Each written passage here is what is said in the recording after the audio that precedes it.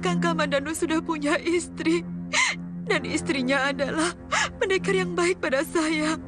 Dari mana kamu tahu? Saya lihat sendiri di kampung. Mereka sangat mesra.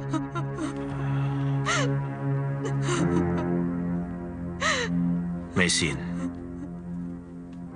kata orang bijak, seperti rezeki, jodoh pun diatur oleh Sang Pencipta nasib.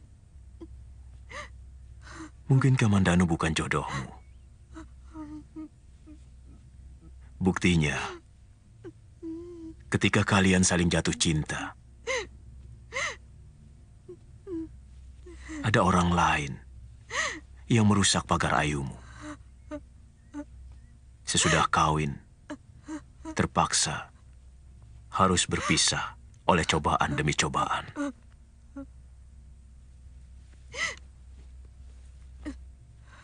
Tidak perlu kamu sesali sesuatu yang datang dari Yang Menciptakan kamu.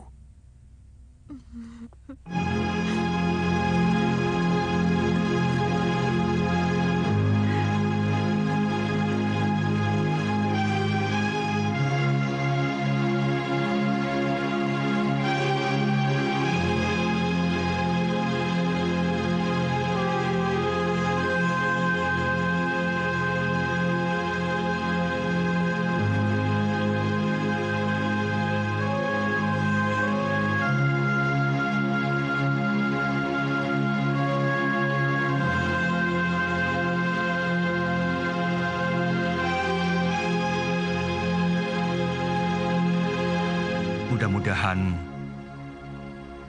kebahagiaan ini adalah suatu pahala dari nasib buruk yang selama ini saya terima. Saya ingat kata-kata kakek. Nasib itu seperti air laut. Dia tidak akan terus-menerus pasang dan juga tidak akan terus-menerus surut. Semua yang ada di bumi ini mengikuti cakra doanya, yang terkadang menjulang ke atas dan terkadang tersuruk ke bawah. Kalau begitu,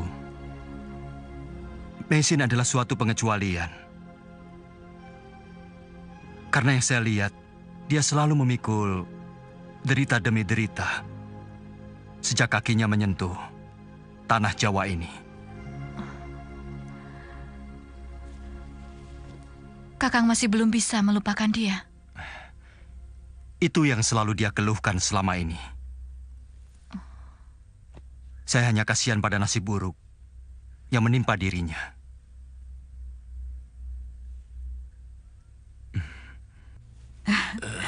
Tidak apa-apa. Bapak cuma kecapean. Terlalu banyak kerja. Iya ya. Kemarin saya baru membetulkan rumah. Oh. Sebentar ya. Biar Tanca saja yang menyiapkan obatnya, Mei. Mei, Akhirnya kapal yang kita tunggu datang juga. Aku melihatnya berlabuh di Pelabuhan Jedong. Siapkan pakaianmu. Kita segera ke sana.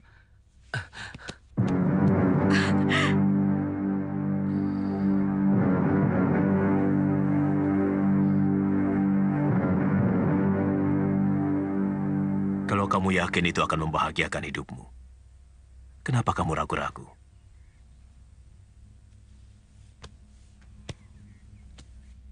Sebenarnya, saya merasa tidak tega kalau harus meninggalkan guru sendirian di sini. Aku tidak sendirian, Mei. Ada Tanca dan banyak penduduk yang sangat membutuhkan pertolonganku.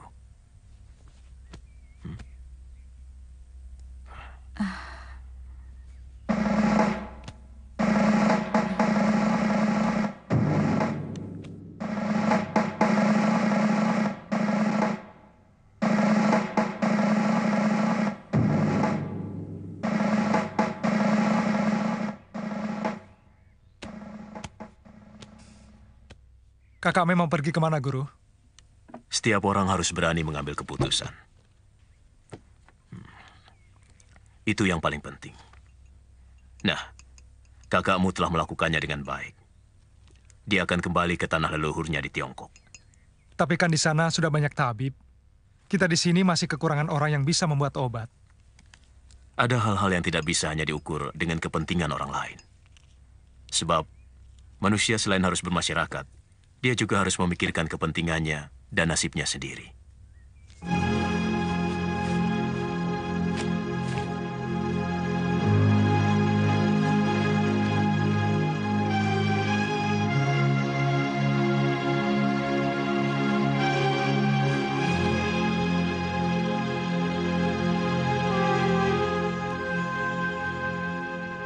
Mei, sudah siap? Sudah.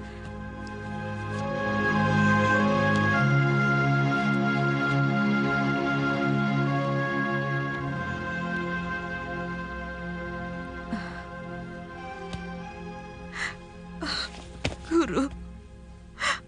Jangan ada air mata. Kalau tekadmu benar-benar mantap. Yang penting, amalkan ilmu pengobatan yang sudah kamu miliki. Dimanapun kamu berada. Baik, Guru. Mei.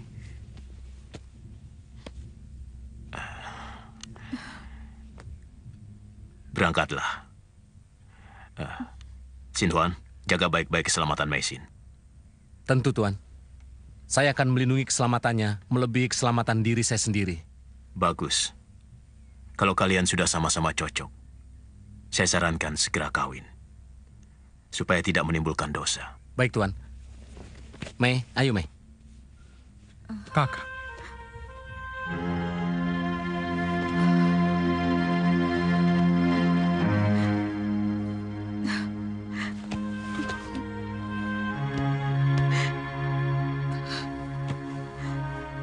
Tanca, jaga guru baik-baik.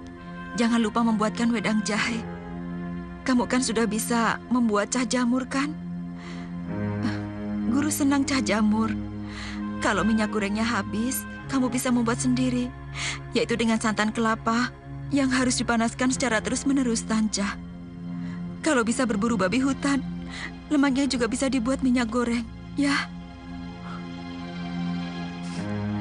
Bagaimana kalau saya dan Guru kangen sama kakak?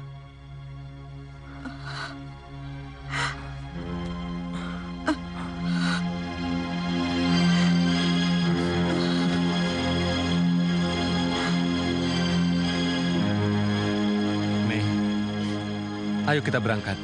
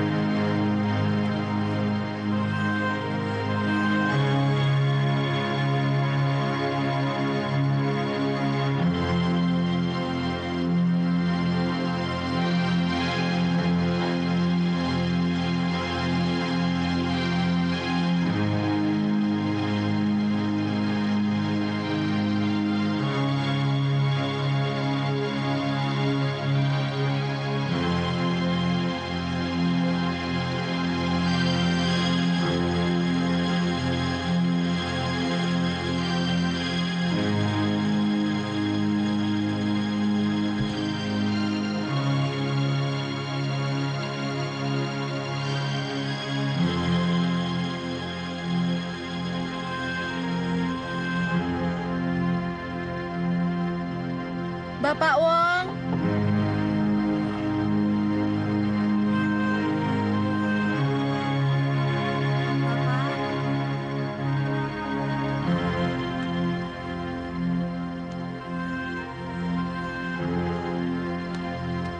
Mesin, Guru, mana Sinhuan? Ayo masuk. Kakak Sin sudah berlayar. Sebelum ke Tiongkok, singgah dulu di Tuban. Kenapa kamu tidak jadi ikut? Saya tidak bisa berpisah dengan guru. Karena di sana saya tak punya siapa-siapa lagi. Sementara di sini saya punya anak dan punya kenangan. Juga ada kuburan kakak lo. Saya sudah mengatakan padamu. Kalau memang tidak mantap, jangan. Saya yakin bumimu memang di sini. Kamu akan menjadi tabib yang banyak membantu rakyat kecil. Sesuai dengan nama Jawamu, Nyi Paricara. Berarti pelayan. Pelayan masyarakat. Baik, Guru. Ibu tidak bisa meninggalkan padepokan, Wuni. Banyak orang yang membutuhkan pengobatan kepada ibu. Padahal saya selalu memimpikan untuk bisa membahagiakan ibu. Karena saya tahu ibu selalu menderita. Dan rumah ini adalah rumah ayahanda Banyak Kapuk. Berarti rumah ibu juga. Ibu sangat berhak untuk tinggal di sini.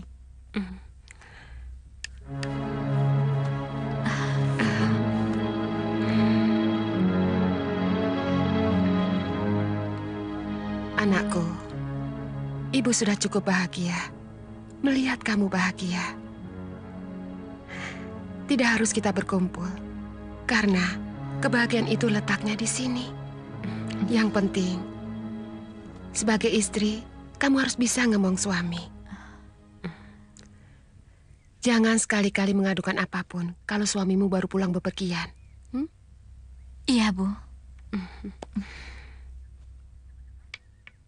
Bagaimanapun, anak-anak itu harus kita perkenalkan dengan dunia luar.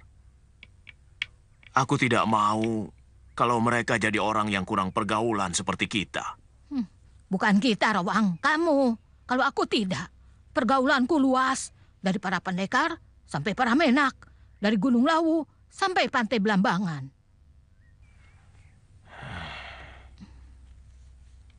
Rawang, kamu kenapa? Sakit?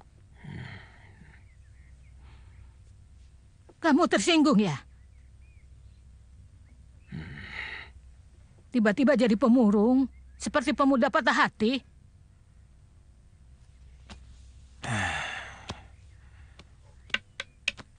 Beberapa hari ini, aku selalu merenung tentang perjalanan hidupku. Tentang hubungan kita yang tidak pernah bisa serasi. Sebuah persahabatan yang lebih banyak bertengkarnya daripada bercanda. Tentang hidup, ternyata tidak ada apa-apanya. Tanpa terasa, aku sudah tua. Kok baru merasa? Wong rambutmu sudah putih dan gigimu sudah ompong gitu kok. Itulah.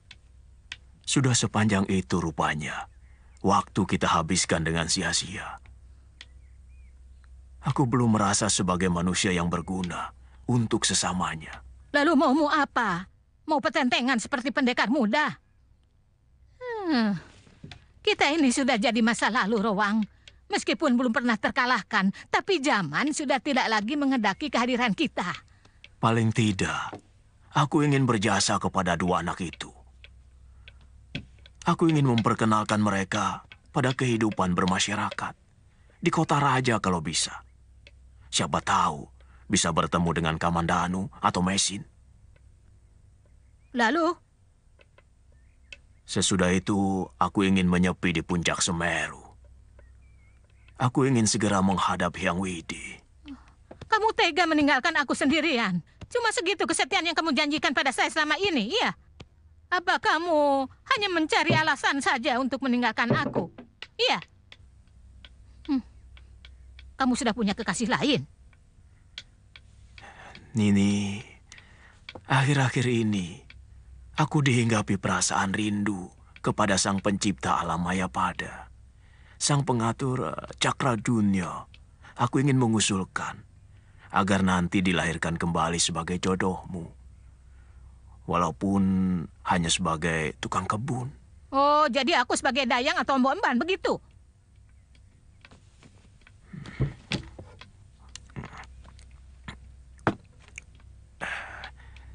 Nini, sementara aku titipkan Panji di sini. Aku mau ke kota Raja Majapahit di Trowulan. Mau mencari orang yang cocok untuk menitipkan kedua anak itu. Syukur-syukur ketemu orang tuanya, baik Kamandanu maupun Nini Mesin.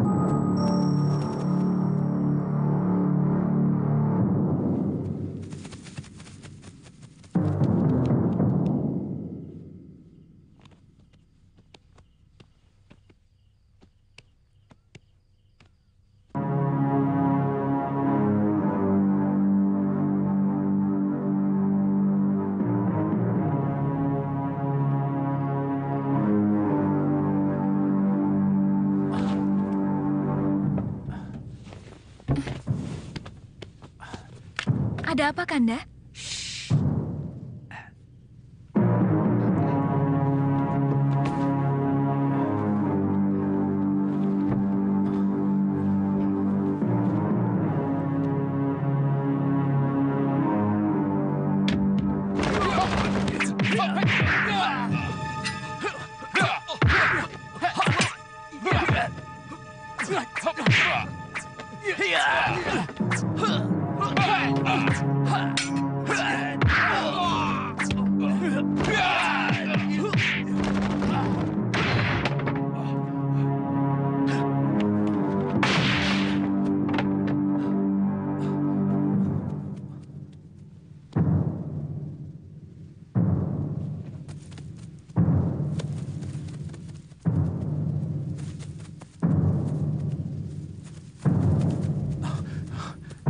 Ada apa, Gusti? Seperti dikejar-kejar orang. Kalau ada 3 orang datang kemari, cepat bunyikan titir. Mereka itu pengacau yang ingin memberontak. Siaga, Gusti. Hei, bangun. Ayo bangun.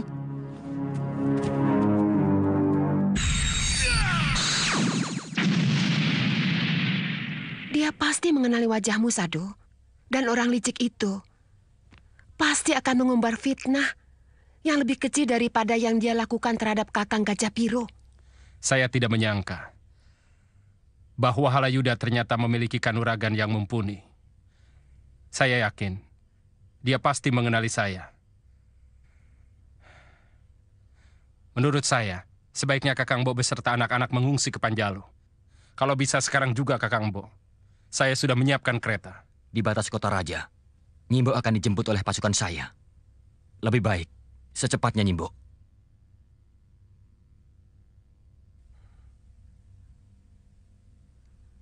Kalau begitu, saya bangunkan anak-anak dulu.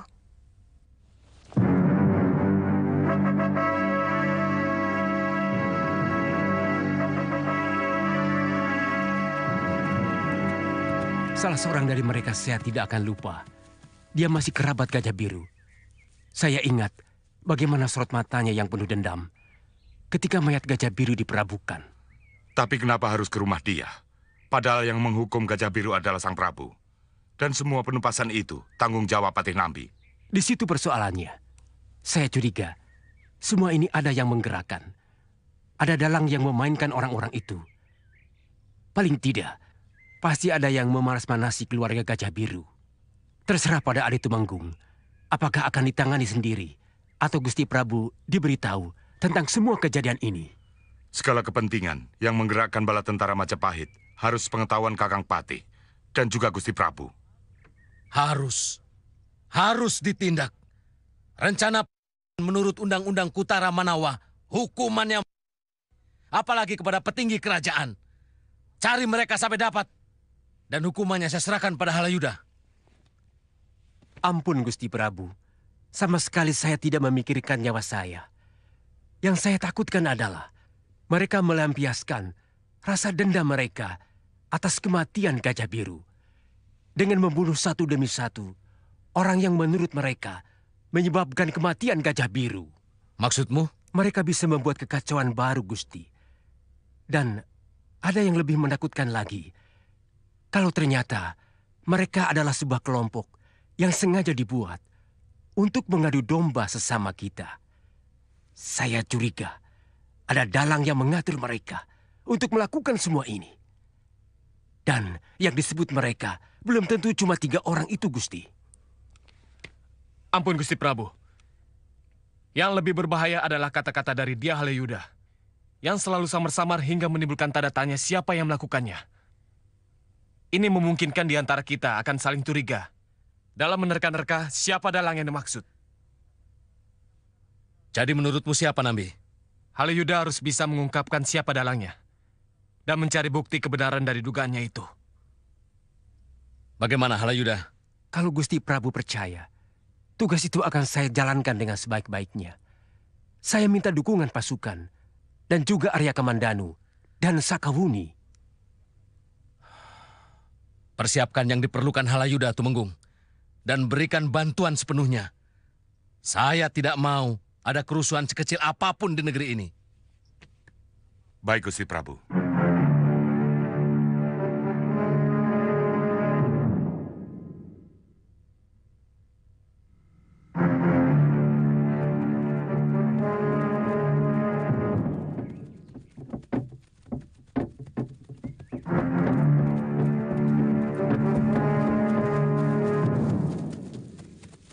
Cepat katakan, kemana perginya majikanmu? Sungguh, saya tidak tahu, Tuan. Perginya kapan, saya juga tidak tahu. Bohong! Sungguh, Tuan. Kalaupun tahu, saya bersumpah tidak akan mengatakannya kepada Tuan. Baik, aku ingin tahu sumpahmu. Bawa masuk perempuan tua itu.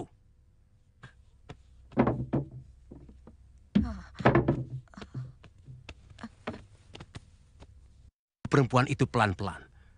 Potong dulu kedua kakinya. Kemudian kerat-kerat tangannya. Potong kedua telinganya. Ampun, Tuan. Hidungnya. Ampun. Baru kemudian lehernya. Ampun, Tuan. Ampun. Ampun, Tuan. Ampun. Ampun, Tuan. Jangan, Ampun. Tuan. Jangan.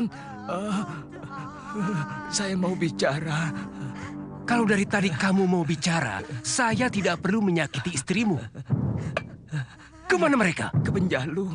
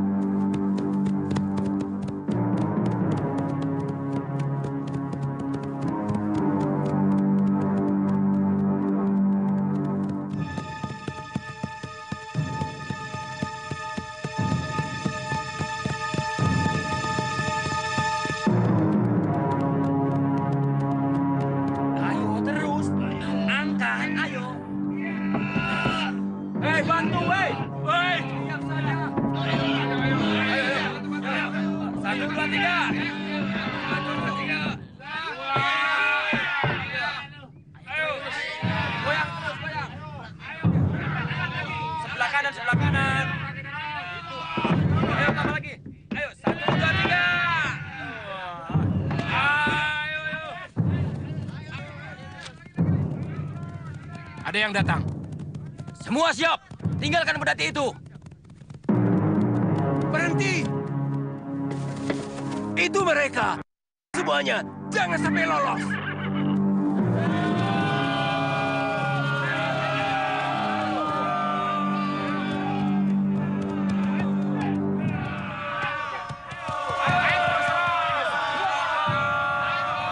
Kita lihat saja dulu, Wuni. Bagaimanapun kerabat Tuan Gajah Biru, selama ini selalu baik kepada saya. Ayo serang! Siap!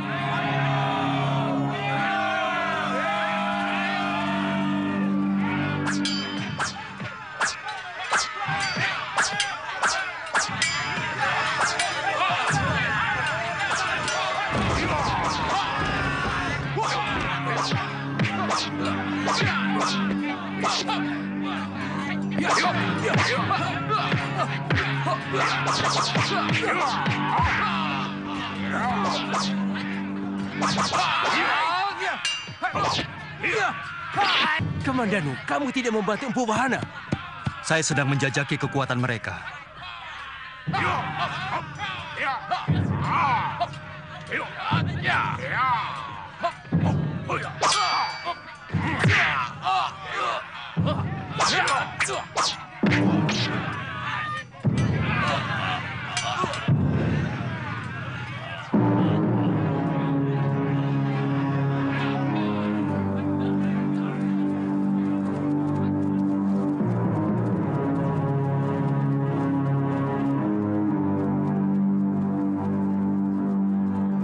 Kejar mereka!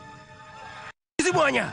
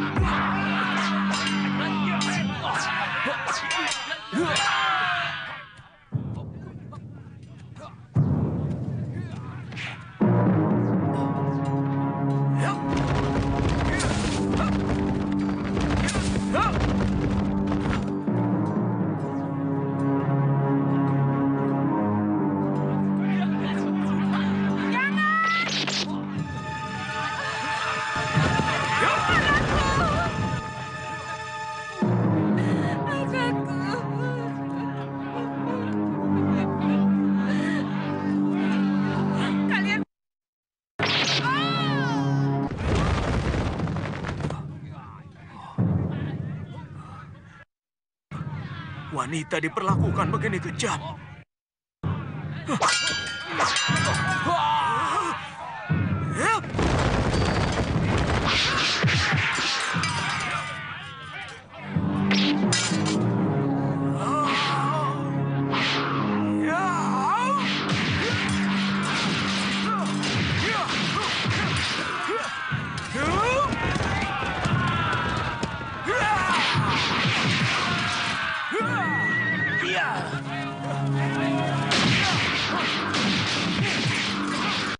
Orang tua itu! Jangan! Kamandanu! Hentikan! Aki! Kamandanu! Aki kenapa ada di sini? Sudah lama aku mencarimu. Kenapa Aki melawan prajurit-prajurit Majapahit? Aku tidak bisa membiarkan yang dilakukan prajurit-prajurit Majapahit. Lihat ke dalam hutan. Wanita dan 3 anaknya tanpa senjata dibantai layaknya kawanan. Apakah itu perbuatan manusia? Mereka mau melakukan pemberontakan, Ki. Tapi bagaimanapun, mereka tetap manusia. Apalagi seorang wanita yang tidak berdaya. Atau prajurit Majapahit. Hanya beraninya membantai wanita. Tanpa senjata lagi, ya. Kamandanu, kamu yang jadi pimpinan tentara yang berjiwa rendah itu, iya? Saya salah satu dari rombongan tentara itu, Ki. Tapi kejadian itu lepas dari pengamatan saya. Jangan cuci tangan. Akui saja kalau itu memang kesalahanmu. Kamandanu, sepertinya aku pun sudah tidak kuat lagi. Carilah anak dan keponakanmu di Randu Alas Wadon. Saya akan mencabuti anak panah itu, Ki. Aki harus diobati. Kematian seperti ini, yang sangat ditunggu oleh setiap pendekar. Ini adalah kematian yang paling terhormat. Nini Raga Runting, kau pasti bangga.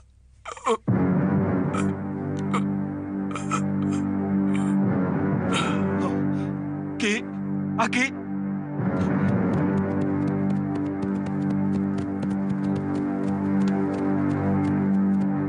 Buat apa kamu tolong seorang musuh, Kamandanu?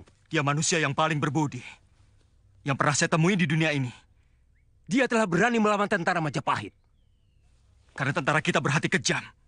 Sangat kejam. Siapa tadi yang masuk ke dalam hutan? Tuan Temenggung, saya minta tentara yang tadi masuk ke dalam hutan supaya dihukum berat. Mereka telah membantai wanita dan anaknya dengan sangat kejam. Tapi Kamandanu, mereka pemberontak. Laki-laki atau perempuan, hukumannya sama saja. Menurut orang tua yang baru saja tewas ini, mereka sama sekali tidak bersenjata. Apakah pantas seorang tentara bersenjata lengkap membantai wanita dan anak yang tidak bersenjata? Apakah tentara itu bukan manusia, sehingga tidak memiliki kemanusiaan?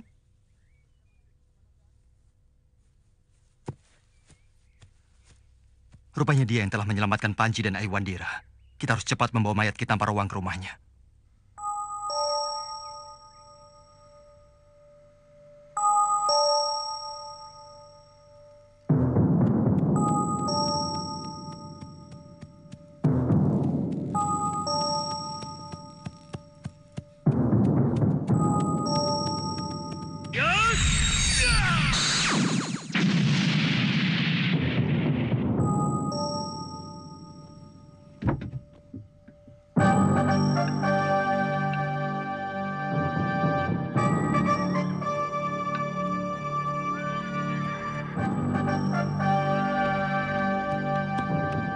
Ini rumahnya, Kakak.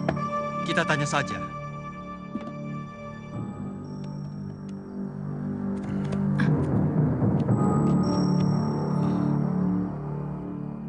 Nini Raga Runting. Kamandanu. Weh, si Sapi Ompong sudah berangkat mencari kamu. Nini, saya datang kemari dengan Aki Tamparowang.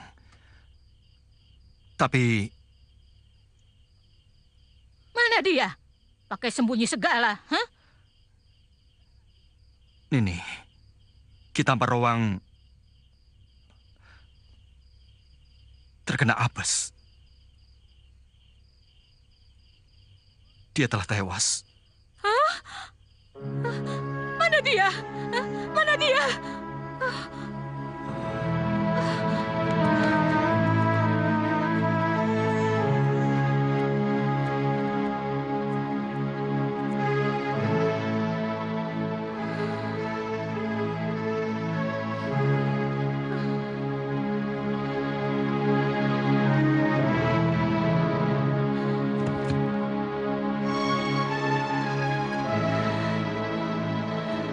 Rupanya kamu sudah melihat kuratan nasibmu, Kakak. Itu sebabnya kenapa kamu kemarin mengatakan ingin melihat wajah sang pencipta jagat raya ini. Itu kenapa kemarin kamu mengatakan ingin dilahirkan kembali sebagai tukang kebun. Kakak, nasibmu jelek sekali.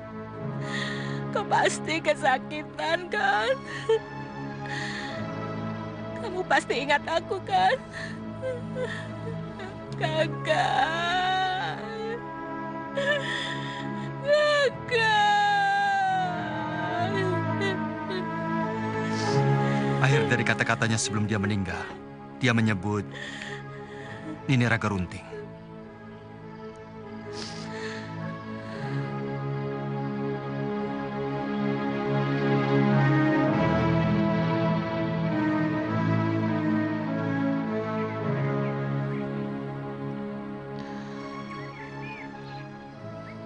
Jadi kau berangkat sekarang, Kamandanu? Kalau bisa, Aiwandira dan Panji Ketawang mau saya bawa ke Majapahit, Nini. Sekarang aku sebatang kara, Kamandanu. Biarlah untuk sementara Ayu Wandira bersamaku. Kalau kamu kangen, kamu bisa datang ke rumahku. Tapi kalau Ayu Wandira yang kangen, biar saya antar dia ke Majapahit. Panji? Kamu ikut pamanmu. Di sana kamu bisa belajar tulis baca. Kamu juga bisa jadi tentara kalau kamu suka. Pamanmu sudah jadi senopati tentara Majapahit. Benar, Paman. Kamu ingin menjadi seorang penyair seperti bapakmu? Panji tidak ingin seperti Bapak. Bapak kejam. Kamu tidak usah meniru wataknya. Tapi kepandaiannya menulis sastra. Atau kamu ingin menjadi tentara? Kamu bisa menjadi orang yang berguna. Membela negara, melindungi rakyat. Panji ingin jadi seperti kakek tanpa ruang. Orangnya baik dan suka menolong.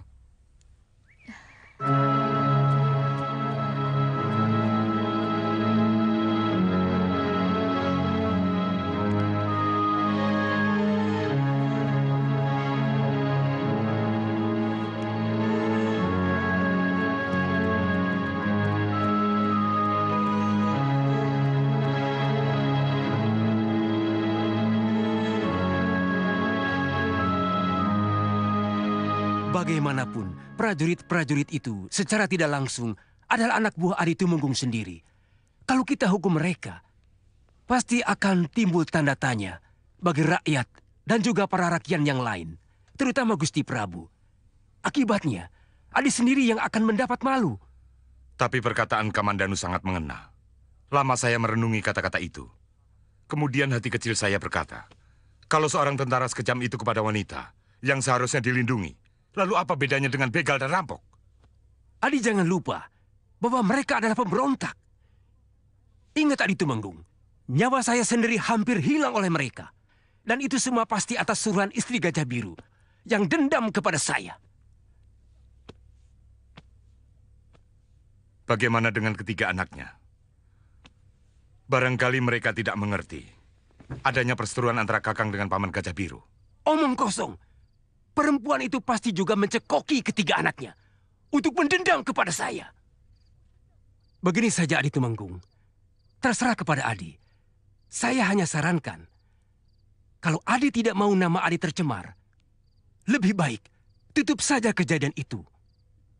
Ingat, yang akan menerima laporan bukan cuma Gusti Prabu, tapi juga Empu Nambi yang sedikit kurang suka kepadamu.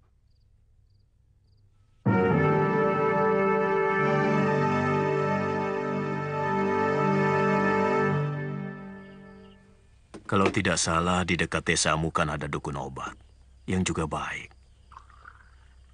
Saya tahu namanya Rake Pamintihan. Tidak enak kalau saya harus ke rumah kalian. Tolonglah, Tabib. Kami sudah mengusahakan beberapa orang dukun. Bahkan ada yang sengaja kami datangkan dari Singosari. Tapi Bapak belum juga sembuh. Iya, Pak. Tolonglah, Pak. Bagaimana, Mei? Guru yang telah mengatakannya sendiri, seorang tabib harus menolong sesama manusia. Apalagi yang memang sengaja datang untuk minta pertolongan. Maksud saya, bagaimana nanti perasaan Rake Pamintihan? Mungkin dia akan menuduh saya mengambil rejeki dia. Saya sudah ketiga kalinya mengobati orang di daerahnya. Guru, bukankah guru bisa menjelaskan bahwa orang itu minta pertolongan? Sebagai seorang tabib, guru wajib memberikan pertolongan.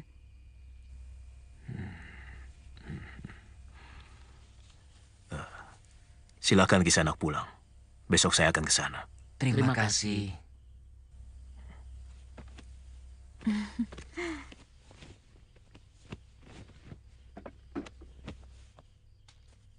Kalau ini dibiarkan terus, bisa-bisa Rake akan menganggur seumur hidup.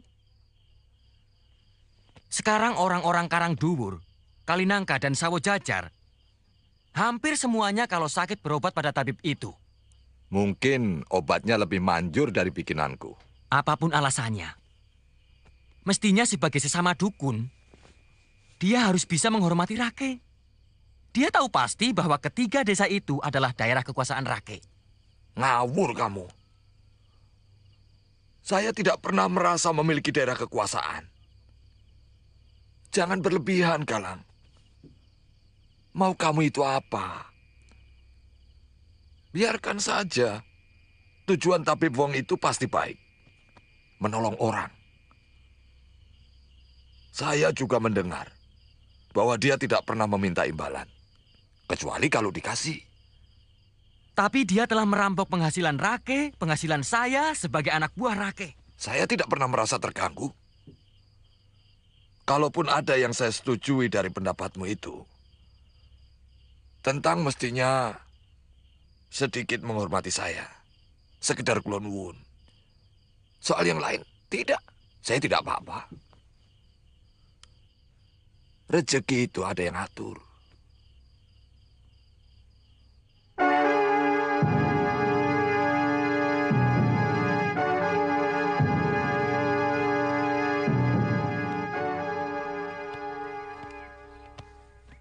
Terima kasih, Tabib Wong. Terus terang, saya merasakan tubuh saya segar kembali setelah minum obat racikan Tuan. Iya, padahal sudah beberapa dukun yang mengobati, tidak ada perubahan.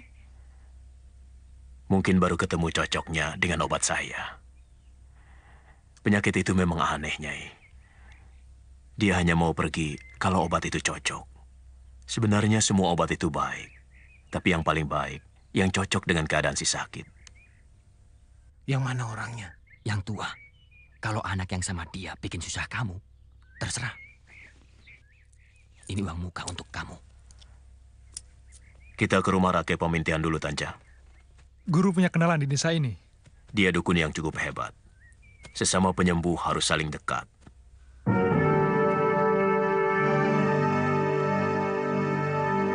Saya sudah mendengar kemujaraban obat buatan Tuan.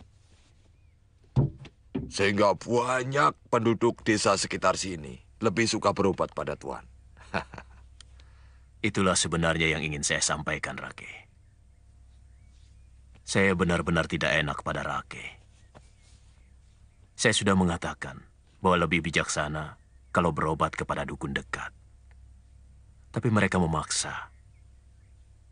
Sebagai dukun obat, Rake pasti tahu bahwa tidak mungkin kita bisa menolak untuk menolong orang. Saya bisa mengerti, Tuan Wong. Tidak apa-apa, tidak apa-apa. Saya senang. Tuan Wong juga bisa menularkan ilmunya kepada orang-orang desa di sekitar tempat Tuan tinggal. Dia nanti yang akan menggantikan saya. Namanya Ratanja. Dia anak yatim piatu. Ya, saya sudah tua. Pada saatnya, obat apapun tidak bisa memperpanjang umur saya.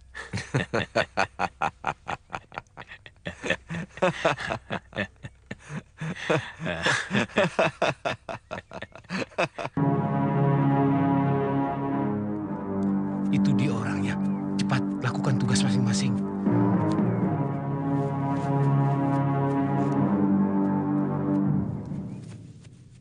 Tuan, tolong Tuan. Teman saya diterkam macan. Macan? Mana? Di sana, Tuan. Itu. Ayo, Tanja. Ayo.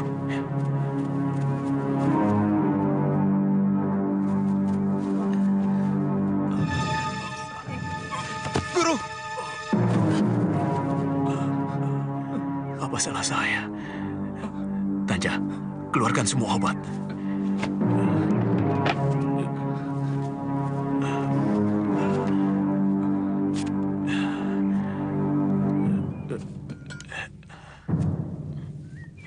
Tanja, jangan bingung menghadapi orang sakit. Ambilkan obat penghenti aliran darah.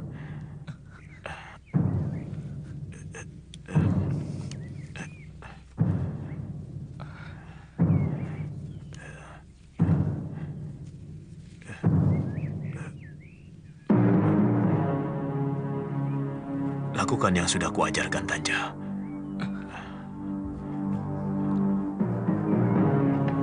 Telan ini, Guru. Saya tahu, kamu sudah mampu. obat luka dalam.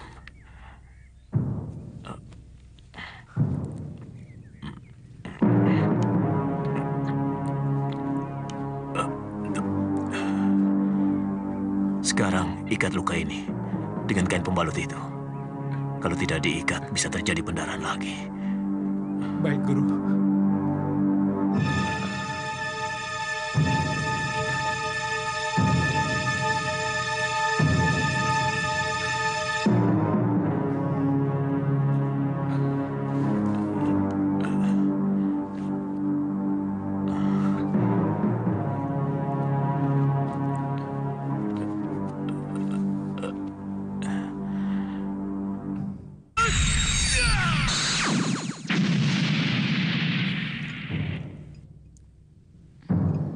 Kakak Mesin! Kakak Mesin! Kakak Mai! Kakak Mai!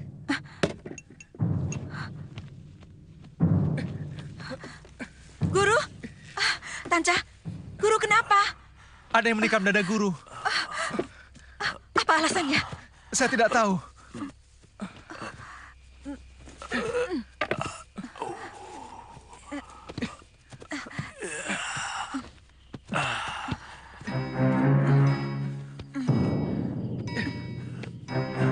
Awas.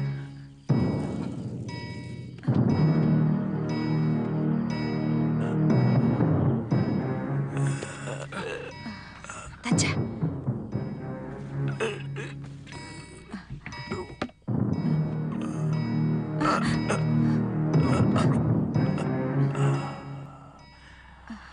Sampai juga. Guru.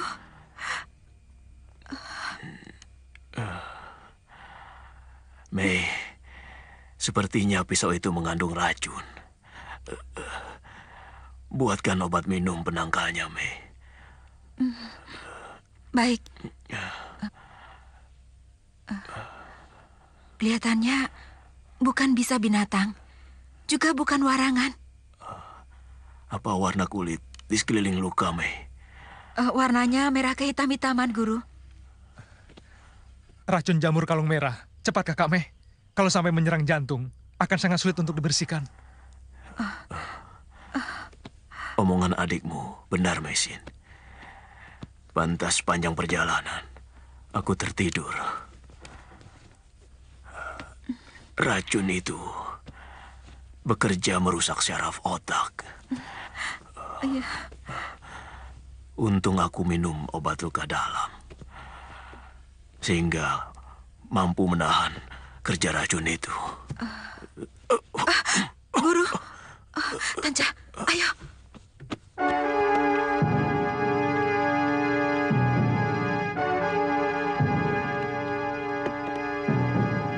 Tanca, bagaimana kejadiannya? Kenapa sampai begitu?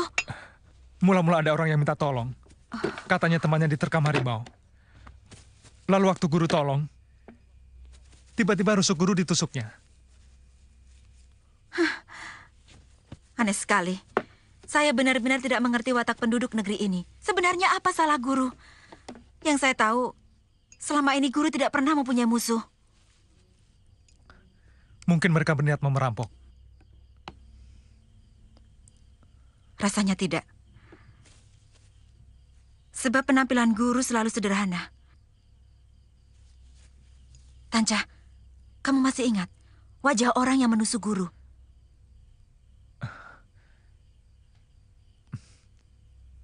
Saya pasti kenal kalau bertemu mereka. Tampang mereka bukan orang baik-baik.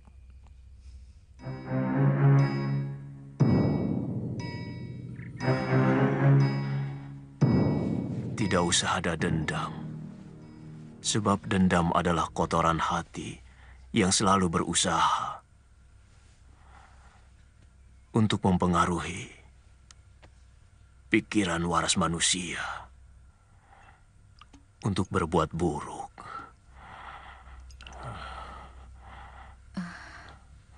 Guru, bagi murid yang berbakti, dendam adalah bakti suci.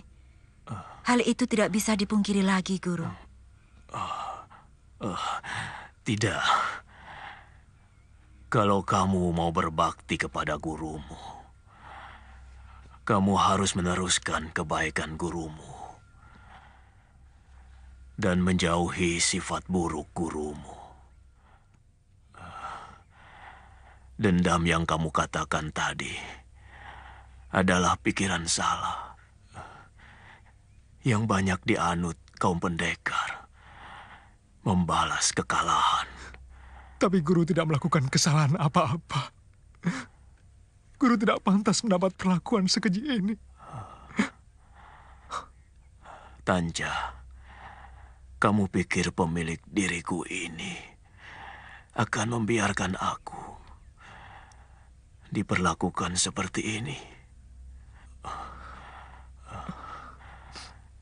Dia yang akan membalas. Guru.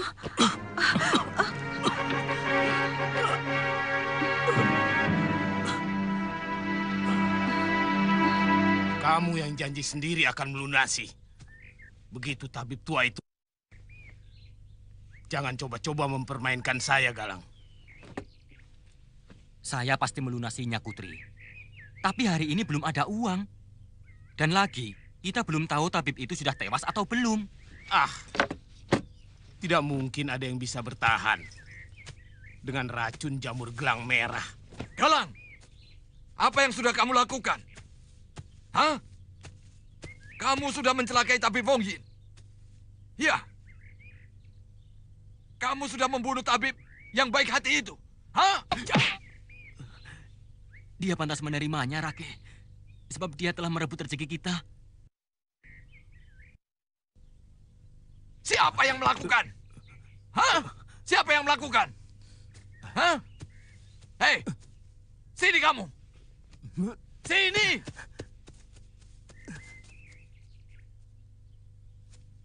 Tabib Wong Yin itu sudah baik-baik datang ke sini. Kula nuwun dan minta maaf karena terpaksa harus menolong orang di daerah sini.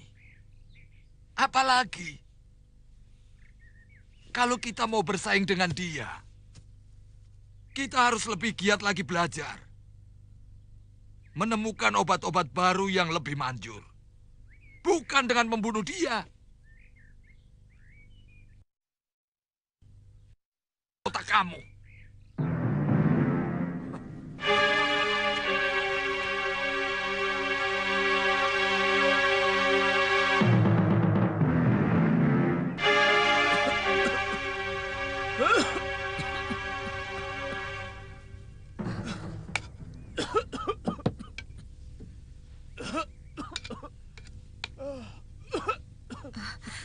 Guru, sebaiknya makan dulu, biar perutnya terisi. Seharian guru belum makan. Oh, saya sudah membuatkan guru cah jamur.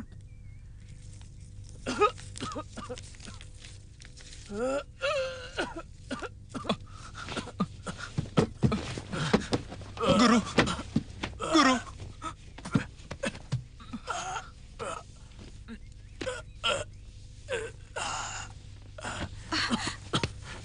Guru.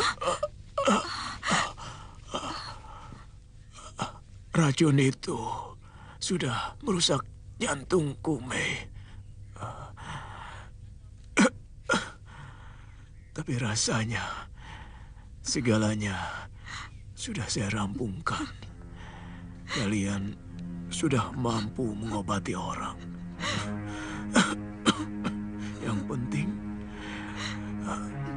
mulai sekarang kalian harus menulis jenis-jenis tanaman obat yang kita temukan, lengkap dengan kegunaannya.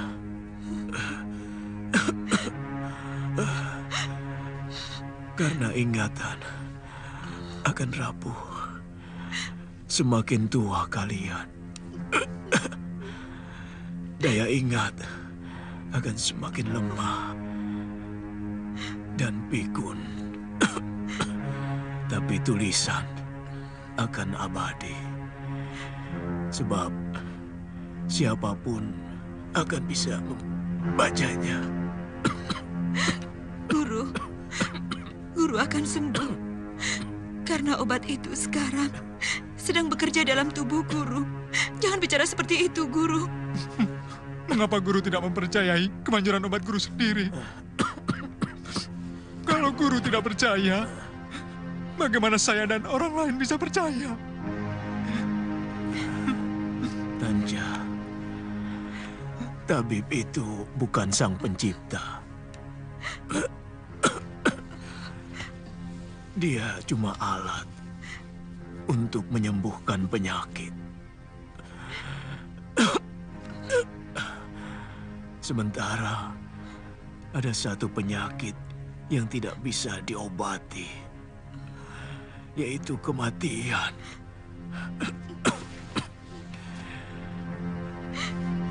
Sedangkan kematian itu ada dalam kekuasaan Sang Pencipta.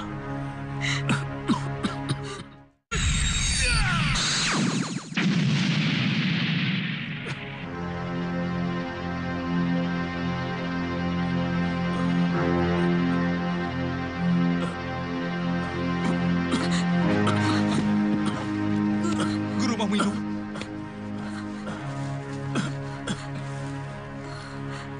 Sepertinya saya sudah harus pergi jauh. Sudah ada yang menjemput. Guru! Tugas saya di dunia ini sudah selesai. Saya minta kamu jangan tinggalkan negeri ini, Mei. Suatu saat akan semakin banyak orang-orang kita akan hidup di negeri ini. Kamu tidak akan merasa sendirian.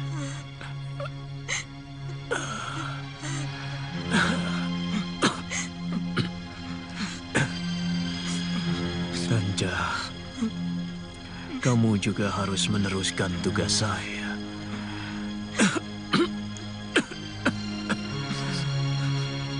Saya melihat nasibmu sangat baik. Dan kamu akan tinggal di rumah besar. Dihormati orang. Saya tidak tahu. Apakah saya bisa hidup tanpa guru? Apa kamu lebih lemah dari burung elang? Dia selalu pergi sendirian. Setelah dewasa dan bisa terbang.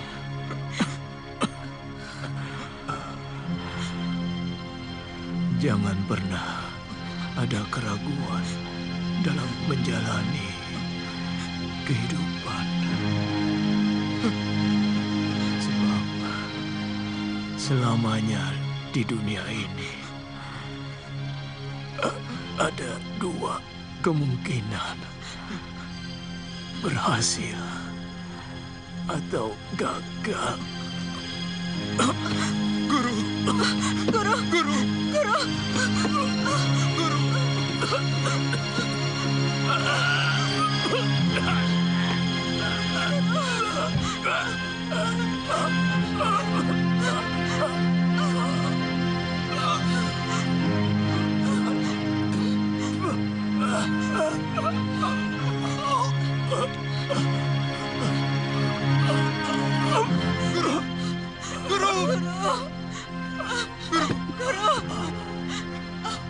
Guru!